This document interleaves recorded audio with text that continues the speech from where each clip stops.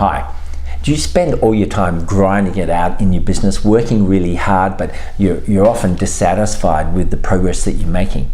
Well, often I find, and I coach entrepreneurs all over the world, that the reason that people don't progress fast in their business is they're working really hard, but they're not doing much thinking. It's very strange because there's a lot of really intelligent people in business, but a lot of them would rather just work and work and work doing the same stuff instead of taking the time out to really question what they're doing and analyze what they're doing and maybe come up with a few different ideas to do things in another, better way. With that in mind, what I want to advocate is that you set aside 30 minutes every week, put it in your calendar, and that's just thinking time. It's time when you ask yourself what I call the 8 key questions to transform your business. Now, when you get these 8 and you ask yourself these questions each and every week, you're going to find that the answers will take your business to a totally different level. So what are the 8 questions that can transform your business? Well, question 1 is, what am I doing well? You know, we often focus on the handful of things we're not doing well, and we forget to focus on the stuff that we are doing well, that is getting us the results. And it's a very important thing to remember to do. It also will greatly increase your confidence if you remind yourself that you are doing a lot of good stuff. Because as entrepreneurs, particularly when business isn't going well, we can beat ourselves up about what we're not achieving. But it really pays to remind yourself that you are doing a lot of good stuff. And there's some stuff that you should improve, but you need to balance that out, otherwise you start feeling very, very down. Okay, next question to ask is, what could I do better? Now, once again, it absolutely amazes me how smart entrepreneurs will often not analyze their own performance or their staff's performance or the company's performance and actually say, okay, what's a few things we can do in the next month to perform at a higher level? But unless you examine your actions, then the chances of you getting maximum results from them are actually really, really small. So the third question you should ask is, what should I do more of? Often we find when we're coaching entrepreneurs is, if all they did was more of what a few things they're already doing that are working really well, then their whole business would change. So quite often I'll speak to an entrepreneur and I'll say, what's bringing in business?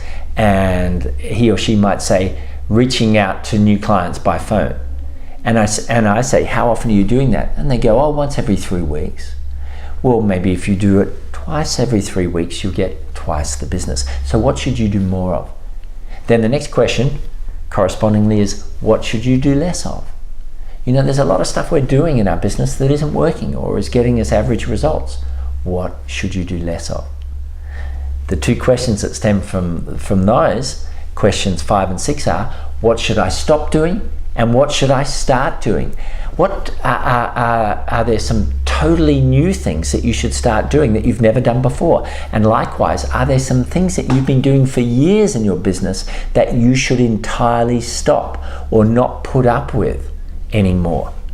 Then question 7 is, how can I 10x my business? How can I take my business to a much, much bigger level, literally 10 times what it is today?